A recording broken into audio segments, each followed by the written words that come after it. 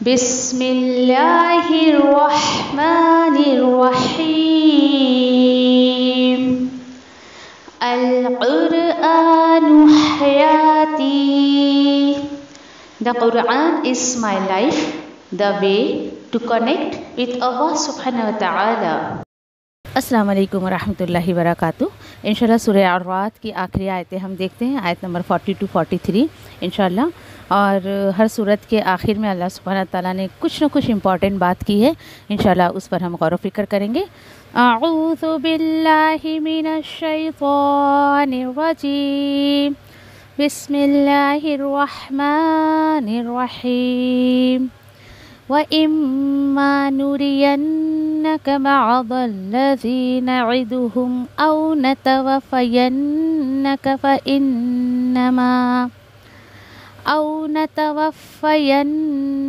إِنَّمَا عَلَيْكَ الْبَلَاغُ وَعَلَيْنَا الْحِسَابُ.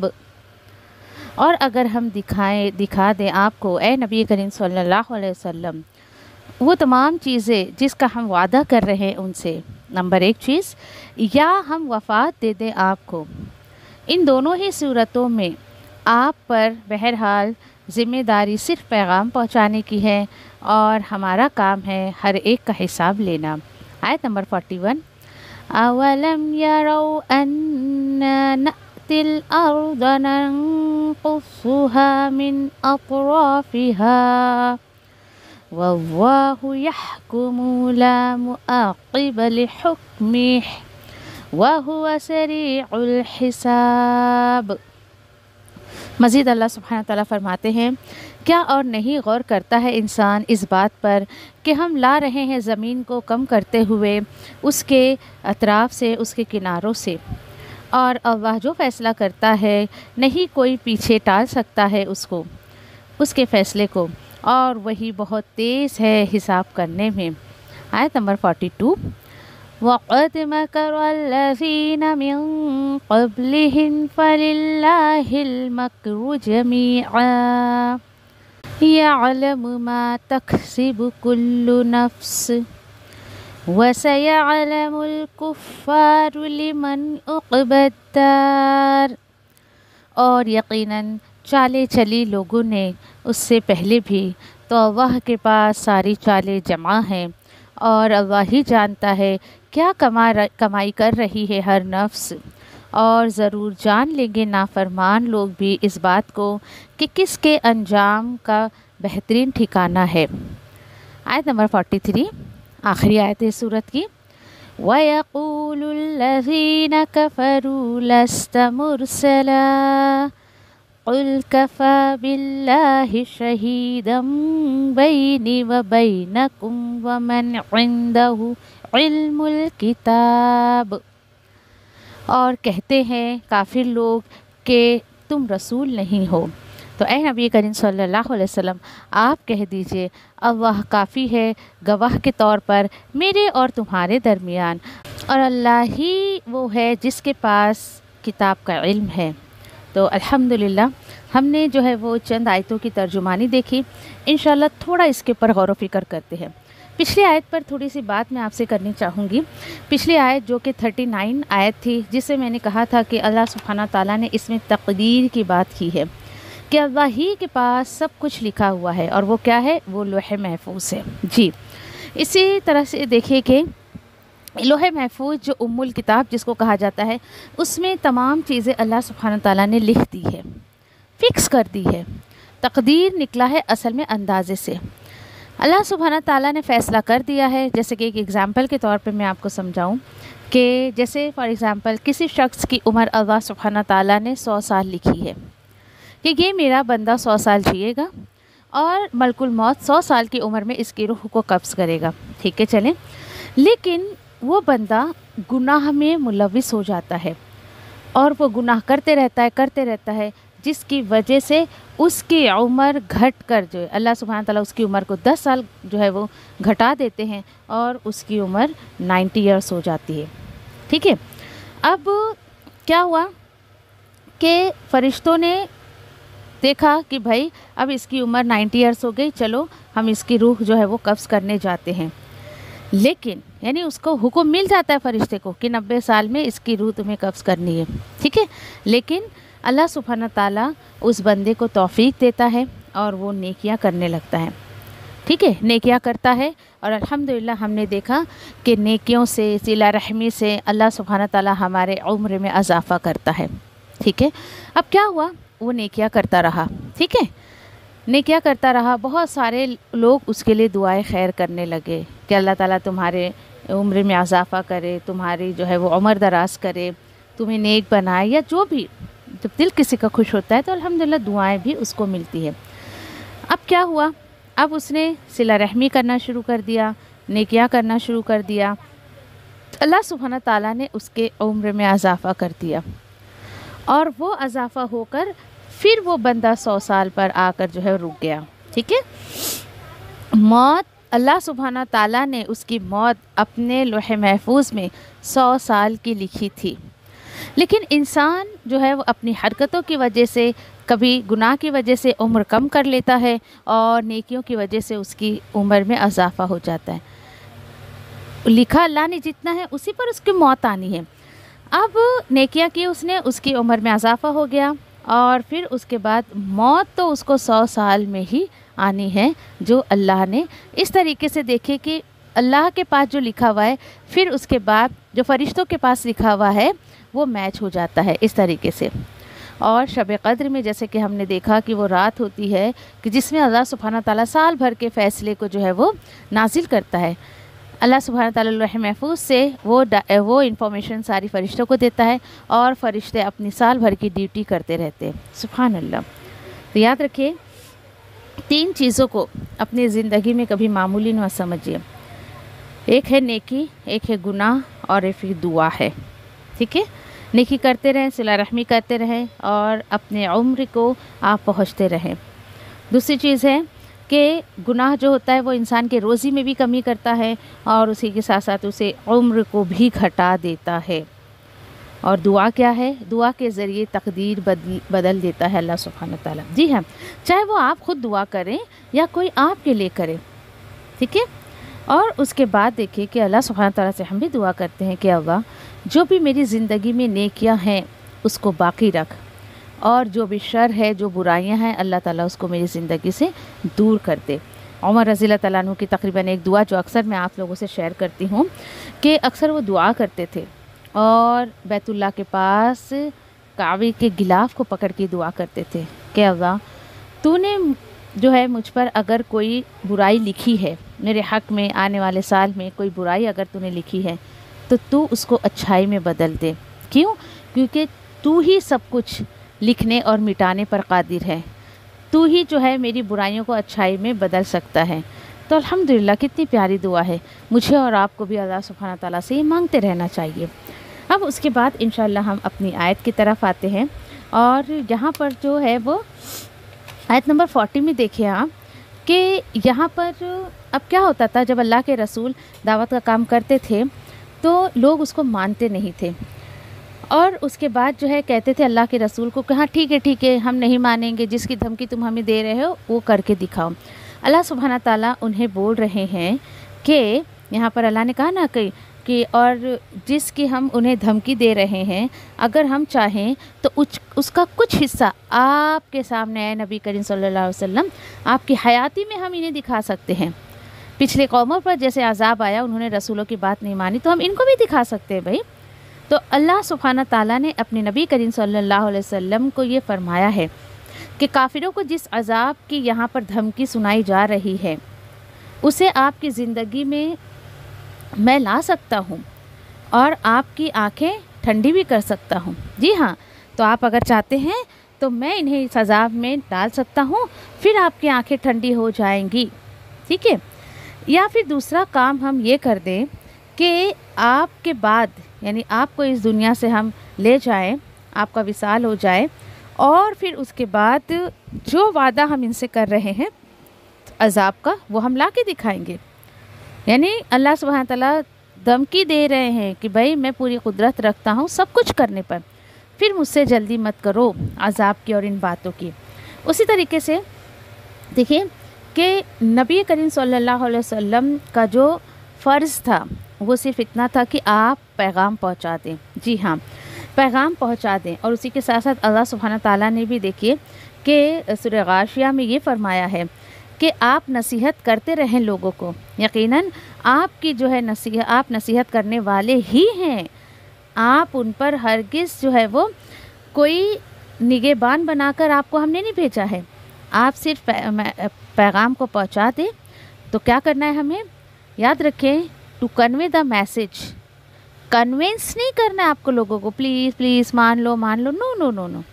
सिर्फ आपको मैसेज को कन्वे करना है। अगला बंदा माने या नहीं माने वो उसके ऊपर है, ठीक है। वो मानता है या नहीं मानता है उसकी कोई ज़िम्मेदारी आप पर नहीं है, ठीक है। इस तरीके से इस बात को आप ध्यान रखें। जैसे कि अक्सर आपको एक एग्ज़ाम्पल दिया जाता है कि अल्हम्दुलिल्लाह हम सभी ने पोस्टमैन को देखा है, ठीक है। पोस्टमैन की ड्यूटी क्या होती है? उसके थैले में जो भी लेटर्स है, उस लेटर पे जो भी एड्रेस है, भाई मुझे ये पहुंचाना है।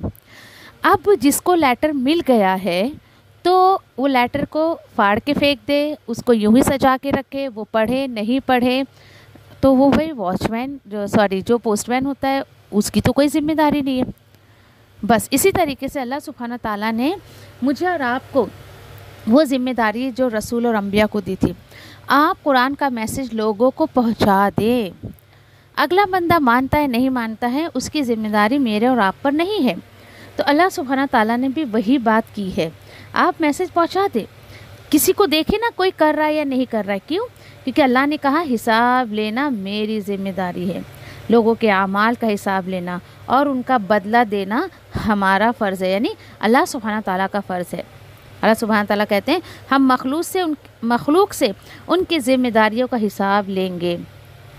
किस तरीके से? कि उन्होंने फ़राइज़ अदा किए क्या नहीं किए या उन्हें ज़ाय कर दिया। जी हाँ, जो फ़राइज़ मुझ पर और आप पर हैं, जो भी ज़िम्मेदारियां हैं, उसको मुझे और आपको ईमानदारी से करना है। और याद रखें उसी के मुताबिक जज़ा और सज़ा होगी। इस बात को मुझे और आपको नहीं भूलना चाहिए। उसी के साथ साथ अगली आयत में जैसे कि अल्लाह सुब्हानहू ताला ने कहा है, यहाँ पर आयत नंबर 41 देखते हैं हम, ठीक है, कि क्या उन्होंने देखा नहीं। अब अल्लाह सुब्हानहू ताला यहाँ पर थोड़ा सा गौर व फिक्र करने की बात कर रहे हैं। और वो बात क्या है कि क्यों आज इंसान अल्लाह के मैसेज को नहीं मान रहा है? क्या ये लोग गौर व फिक्र नहीं करते हैं कि अल्लाह सुब्हानहू ताला ने झुटलाने वालों को कितनी धमकियाँ इस कुरान में दी हैं? बहुत सारी धमकियाँ दी हैं। एक तो ये बात, दूसरा क्या ये लोग इस बात पे गौर नहीं करते हैं कि अल्लाह सुब्हानहू ताला ज़मीन को उसके किनारे से कम करते चले आते हैं।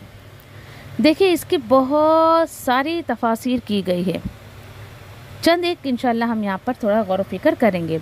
यानी ज़मीन को घटाने से मुराद क्या है कि ज़मीन का दायरा तंग होते नहीं देख रहे हैं, ठीक है। दूसरा ये कि कैसे हम जालिमों और झुटलाने वालों को हलाक कर रहे हैं, यानी कि जो जालिम हैं और जो झुटला रहे हैं, जो शिर्क कर रहे हैं, इनके लिए अल्लाह सुब्हानहू ताला ने ज़मीन को कैसे तंग किया।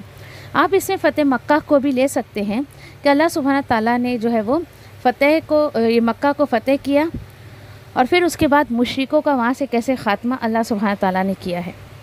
इससे बहुत सारी चीज़ें इसमें आ सकती हैं। दूसरा आप देख सकते हो कि अल्हम्दुलिल्लाह कि यानी कि किस तरीके से अल्लाह सुब्हानहू ताला कुफ्र को ख़त्म कर रहे हैं और उसी के साथ साथ अल्लाह सुब्हानहू ताला जो है वो दीन इस्लाम का गलबा। आप देखिए कि आज एक दीन इस्लाम एक ऐसा मज़हब है जो पूरी दुनिया पर सुब्हान अल्लाह छाया हुआ है। फिर उसी के साथ साथ आप इसको ऐसा भी देख सकते हो कि ये भी अल्लाह सुब्हानहू ताला की एक बहुत बड़ी रहमत है कि आज कई मीलों का सफ़र, कई दिनों का, कई महीनों का सफ़र अल्हम्दुलिल्लाह हम 1-2 घंटे में बाय एयर जो है वो तय कर लेते हैं, है ना, जहाज़ वगैरह से हम तय कर लेते हैं। तो ऐसे बहुत सारी गौर व फिक्र की बातें इसके अंदर अल्लाह सुब्हानहू ताला ने बताई है, ठीक है। और इससे देखिए कि जो भी खैर हम मानी लें, लेकिन असल माने अल्लाह ही को पता है। वल्लाहु आलम कि अल्लाह सुब्हानहू ताला इसमें मुझे और आपको क्या समझाना चाह रहे हैं। बस एक बात याद रखें कि अल्लाह सुब्हानहू ताला ने जो है यानी कि बहुत सारी चीज़ें यहाँ पर बताई हैं कि अल्लाह ताला ने इन झुटलाने वालों को यानी कि ज़मीन की हालत ये बनाती है कि वो फ़तेह होती ही चली जा रही है और काफिरों से वो छीन ली जा रही है। ان پر چاروں طرف، کس طریقے سے کہ کافروں پر چاروں طرف سے اللہ سبحانہ تعالیٰ ان پر پریشانیاں اور دکھ اور تکلیف جو ہے وہ ٹوٹ رہے ہیں. ان کے جان اور مال میں کمی سے پہلے ان کے لیے اللہ سبحانہ تعالیٰ نے یہ وارننگ دی ہے کہ نہیں سنتے ہو، نہیں سنبھلتے ہو تو تمہارے جان اور مال کو کا کیا انجام ہوگا تم دیکھ لو.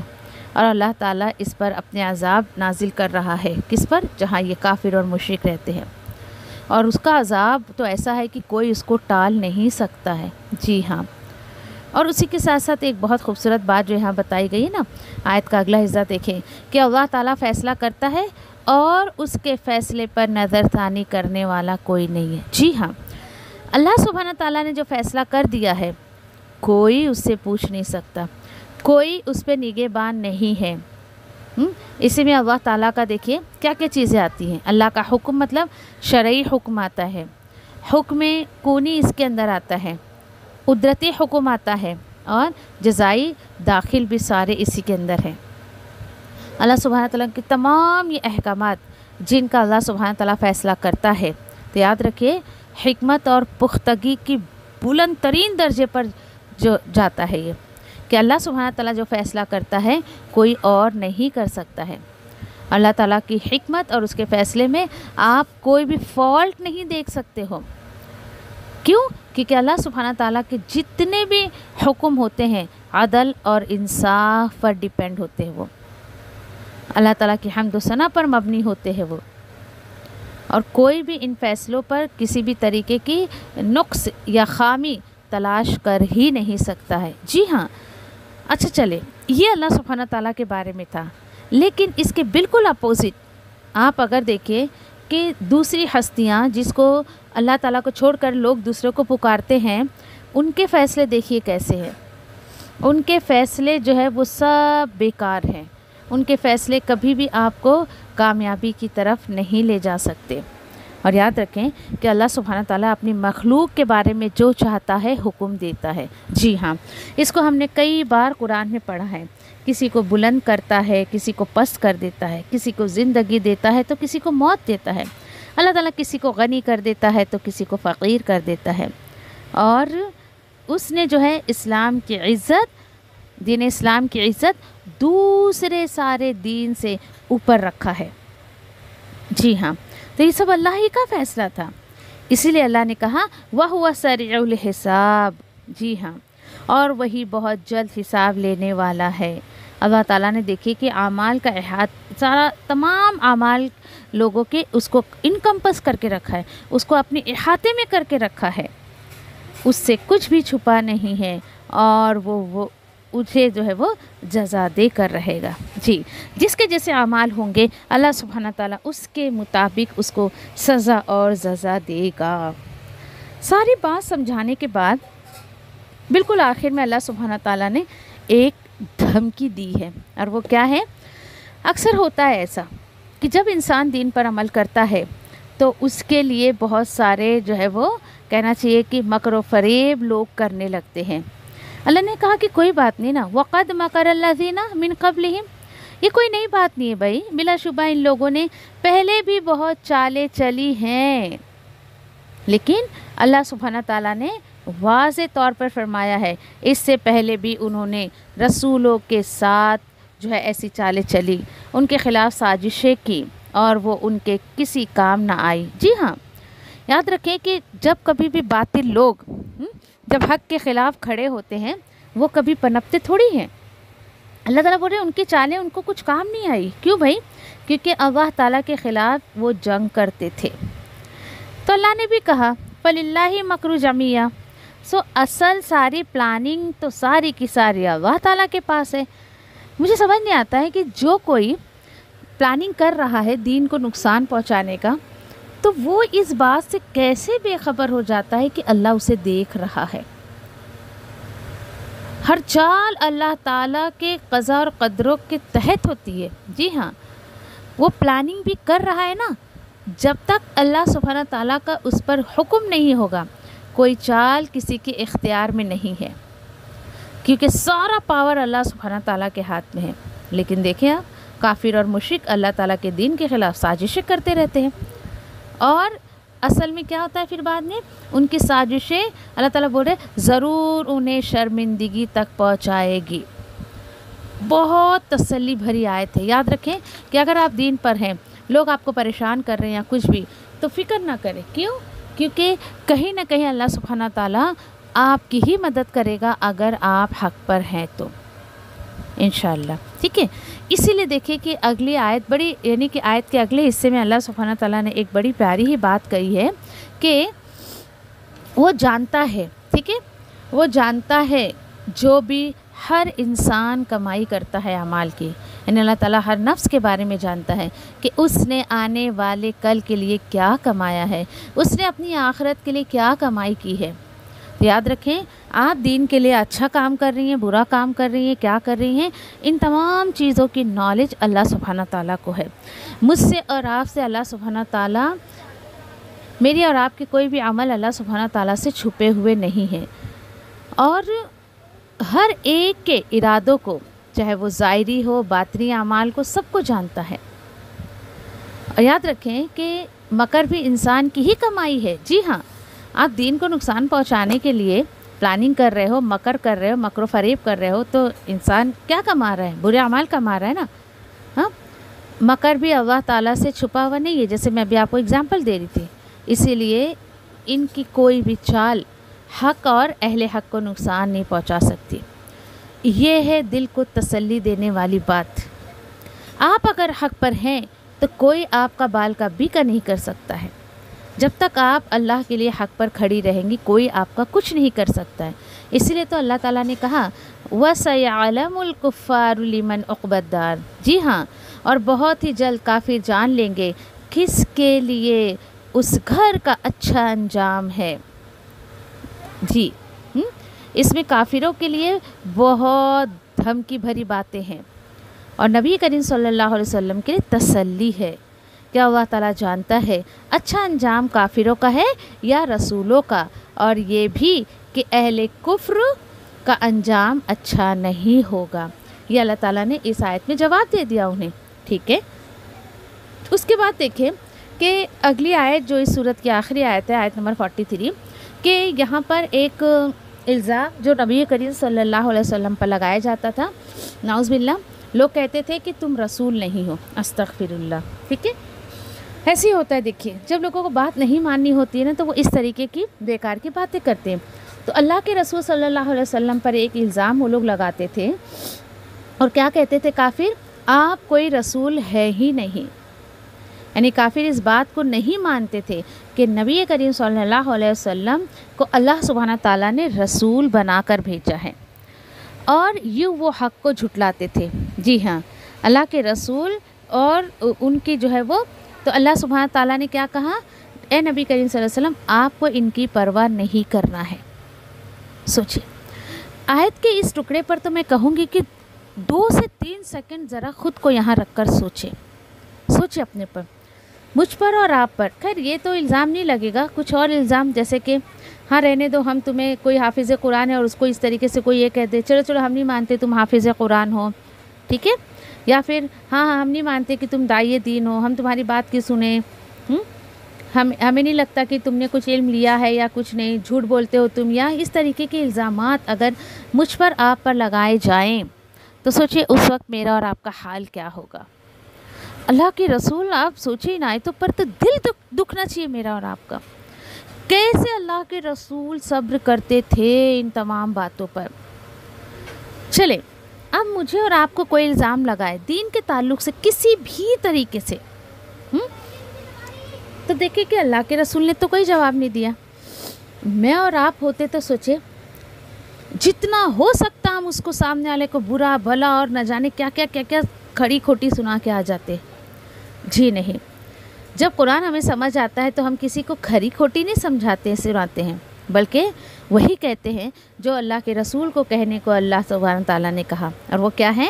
آپ کہہ دیجئے تمہارے درمیان اور میرے درمیان اللہ ہی گواہ کافی ہے، سبحان اللہ، اور وہ بھی جس کے پاس کتاب کا علم ہے، یعنی کون؟ اللہ، جس کے پاس کتاب کا علم ہے وہی کافی ہے میرے اور تمہارے درمیان گواہ۔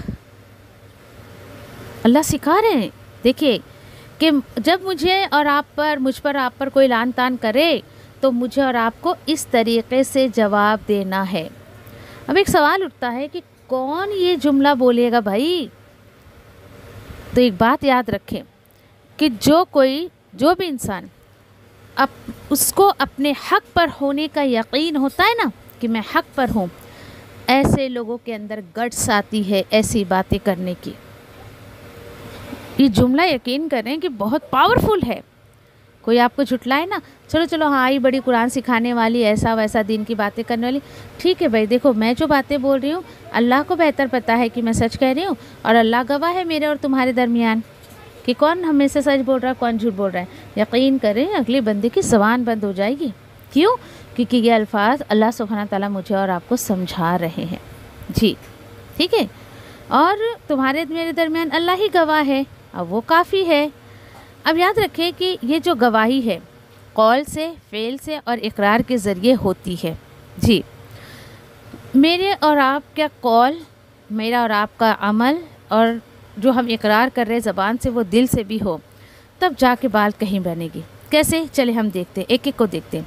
قول کے ذریعے آپ اس بات کی کیسے گواہی دیں گے؟ قول کے ذریعے سے دیکھیے کہ اس کی شہادت یہ ہے کہ اس نے یہ قرآن مخلوق میں سب سے سچی ہستی پر نازل کیا ہے جی۔ نبی کریم صلی اللہ علیہ وسلم جو ہے وہ، یعنی اس بات کی گواہی کہ وہ سچے رسول ہیں، یہ قرآن گواہی دیتا ہے۔ کیوں؟ کیونکہ قرآن مخلوق کی سب سے جو ہے وہ بہترین کتاب ہے اللہ سبحانہ تعالیٰ کی طرف سے، اور اللہ سبحانہ تعالیٰ نے تمام مخلوق میں سب سے سچی ہستی پر اس کو نازل کیا ہے، جو آپ صلی اللہ علیہ وسلم کی رسالت کو ثابت کرتا ہے۔ یس، قرآن اللہ کے رسول کو ملی تبھی تو ان کو رسالت رسول بنایا گیا نا۔ اور اللہ تعالیٰ کی فعلی شہادت کیا ہے؟ عمل کے حساب سے اللہ سبحانہ تعالیٰ نے کیسے گواہی دی ہے کہ اللہ کے رسول محمد صلی اللہ علیہ وسلم ہے؟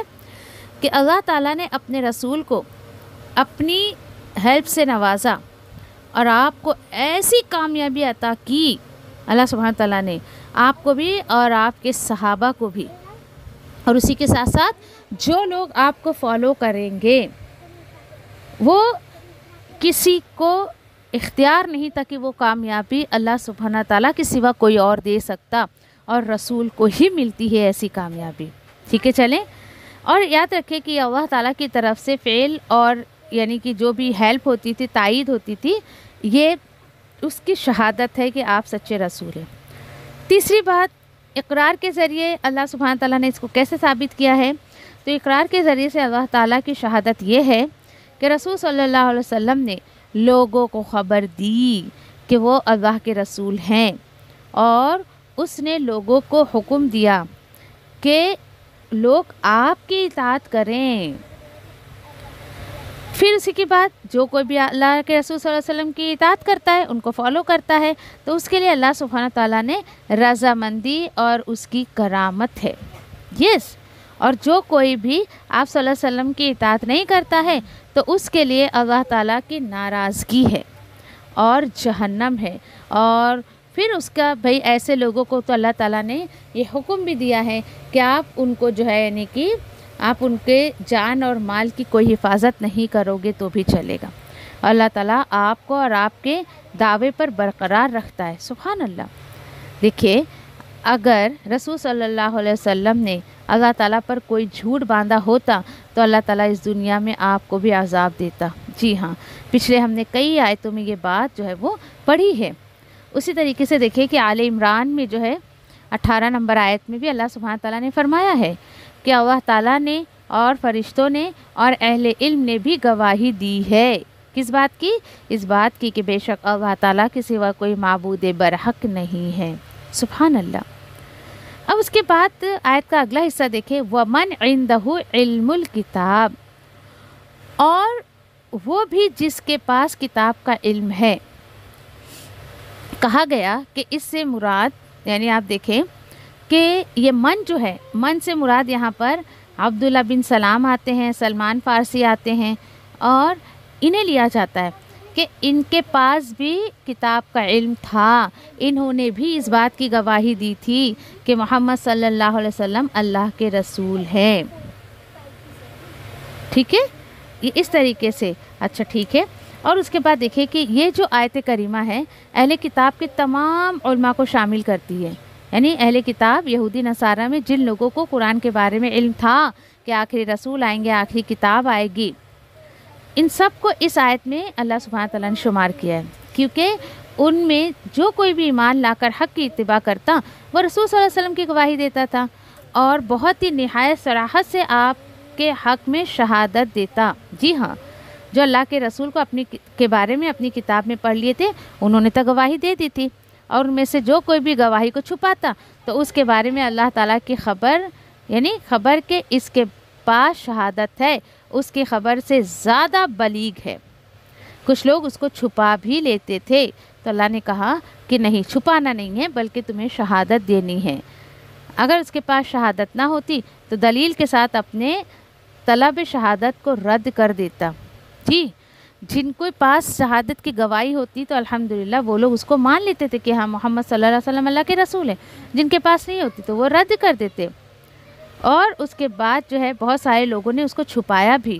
دیکھیں کہ اللہ تبارک و تعالیٰ نے اہل کتاب سے گواہی لینے کا حکم اس لیے دیا کہ وہ گواہی دینے کے قابل تھے. ہر معاملے میں صرف اسی شخص سے گواہی لینی چاہیے جو اس کا اہل ہوتا ہے. ایسے نہیں آپ کسی کو بھی آؤ بھائی تم بھی گواہی دے دو، تم بھی گواہی دے دو. تو یہاں پر جو من عندہ علم الکتاب کی بات ہے تو اللہ نے کہا کہ اہل کتاب یہودی نصارہ میں سے کچھ لوگ ایسے بھی ہیں جن کی کتابوں میں اللہ اور اس کے کتاب کے بارے میں اور اس کے رسول کے بارے میں لکھا ہے. تو اللہ نے کہا تم ان سے گواہی لے سکتے ہو. ٹھیک ہے. کیوں؟ کیونکہ وہ زیادہ علم رکھتے ہیں. لیکن اس کے بالکل اپوزٹ وہ لوگ جو اس معاملے میں بالکل اجنبی ہو، مثلا ان پڑھ ہیں وہ لوگ، مشرک عرب ہیں، ان لوگوں سے شہادت طلب کرنا کوئی فائدہ نہیں ہے. کیوں؟ کیونکہ انہیں اپنی ہی کتاب کا نالج نہیں تھا صحیح سے، تو پھر یہ آنے والی قرآن کے بارے میں کیا نالج دیں گے. ٹھیک ہے. انہیں اس معاملے میں کوئی خبر نہیں تھی اور انہیں اس کی معرفت ہی حاصل نہیں تھی. اللہ عالم کہ ان تمام باتوں میں کتنی حقیقت ہے نہیں ہے، لیکن اللہ سبحانہ تعالیٰ نے جو ہمیں سکھایا اور جو ہمیں تفاسیر سے ملی ہے چیزیں ہم نے اس کو آپ تک شیئر کی. یہ تھی سورہ الرعد. الحمدللہ یہ مکمل ہوئی، اللہ تعالیٰ نے اس کو مکمل کرایا. اور یاد رکھیں ساری باتوں کا خلاصہ اگر آپ ایک جملے میں کرنا چاہیں تو ساری باتوں کا خلاصہ دیکھیے یہی ہے کہ ساری دنیا بھی اگر مل کر سورج کا انکار کرے تو سورج ہی رہے گا. کسی کے انکار کرنے سے نہیں یہ سورج نہیں ہے، میں نہیں مانتا ہوں، تو بھائی وہ سورج ہی رہے گا. نبی کریم صلی اللہ علیہ وسلم کو اللہ تعالیٰ نے ہدایت کا سورج بنا کر بھیجا. جی، جو لوگ ان سے فائدہ اٹھائیں گے تو الحمدللہ وہ اچھائی کی طرف جائیں گے، وہ ہدایت کی طرف جائیں گے. ٹھیک ہے. اور یاد رکھیں کہ جو انسان اخلاص نیت کے ساتھ دین پر آتا ہے تو اللہ سبحانہ تعالیٰ اسے ہدایت ضرور دیتا ہے. اور اسی کے ساتھ ساتھ دیکھیں کہ کچھ لوگ ایسے ہوتے ہیں کہ جب دین پر آتے ہیں تھوڑی ذرا انہیں کوئی پریشانیاں ہوئی تو سب سے پہلے وہ دین کو ہی چھوڑتے ہیں. ایسے لوگوں کا دین میں کوئی کام نہیں ہے. پھر ایسے لوگوں کو اللہ تعالیٰ کہتے ہیں بھائی تم روٹھے ہم چھوٹے. جی ہاں، پھر ہمیں ایسے لوگوں کی ضرورت نہیں ہے. تو یہ تھی سورہ الرعد. بڑی ہی خوبصورت طریقے سے اللہ سبحانہ تعالیٰ نے بہت ساری باتیں سکھائی، سمجھائی. شکر ہے اللہ کا. اللہ سے دعا ہے کہ اللہ سبحانہ تعالیٰ ہمیں کہنے سننے سے زیادہ عمل کی توفیق عطا فرمائے. جو کچھ بھی اس میں عمل کی بات ہم نے پڑھی ہے اس کو سن کر عمل کر کے دوسروں تک پہنچانے والا بنائے. اور اسی طریقے سے اللہ سبحانہ تعالیٰ عافیت والی جو ہے وہ عمر دے، صحت دے، وقت میں برکت دے تاکہ ہم قرآن کو سورہ ناس تک مکمل کر سکیں. آمین یا ربی.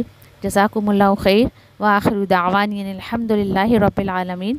ربنا تقبل منا انك انت السميع العليم وتب علينا انك انت التواب الرحيم. آمين يا رب العالمين. ربنا آتنا في الدنيا حسنة وفي الآخرة حسنة وقنا عذاب النار. سبحان ربك رب العزة عما يصفون وسلام على المرسلين والحمد لله رب العالمين برحمتك يا أرحم الراحمين. آمين يا رب العالمين. السلام عليكم ورحمة الله وبركاته.